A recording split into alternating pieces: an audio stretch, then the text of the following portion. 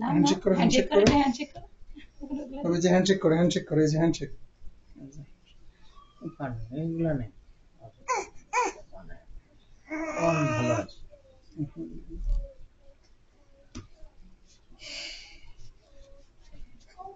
আগে থেকে তার পায়ে একটু শক্তি হয়েছে, মাঝে মধ্যে এটা সেটা সেটা ধরে দাঁড়ানোর চেষ্টা করছে স্যার। কিছুক্ষণ থেকে করবে।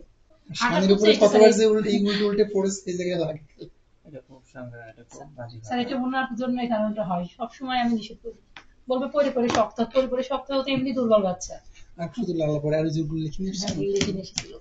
এই লালা পড়াটা তো কোনো সমস্যা নেই। না না লালা সেরকম পড়ে না, কি বলছেন, ভালোই পড়ে।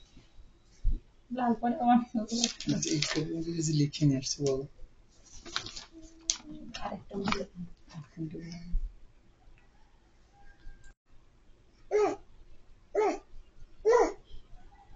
বাবা বাবা বাবা দাদা দাদা দাদা দাদা দাদা দাদা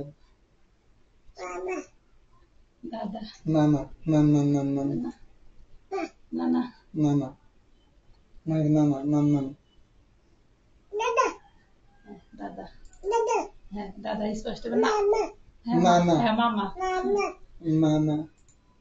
এগুলা সব ডাকের আগে আল্লাহ বলানো শিখা লাগতো, স্যার আল্লাহটা একটু হালকা হালকা করে বলে, ঠিক আছে? এগুলা শিখায় যত মজা পাচ্ছেন, ওর থেকে যদি ওর প্রথম বলি হতো আল্লাহ, তো ভালো হতো। হালকা করে বলে একটু, ওইটাও আমি শিখাই। আল্লাহ আল্লাহ আল্লাহ। কারণ বাচ্চাদের ব্রেন হলো স্বচ্ছ আয়নার মতো, যা দেখবে যা বলবেন। আপনারা দুজন ঝগড়া করবেন, ও দেখবেন বড় হয়ে ওর বউয়ের সাথে ঝগড়া করবে, বিয়ে দেওয়ার পর। শিখলো কার কাছ থেকে?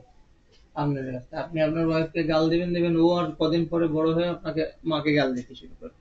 কেন? বাপ গাল দেয়, তাই আমিও দিচ্ছি, তাই না? গতদিন এরকম করে পড়েছে, এই জুল ঠেকাতে পারিনি।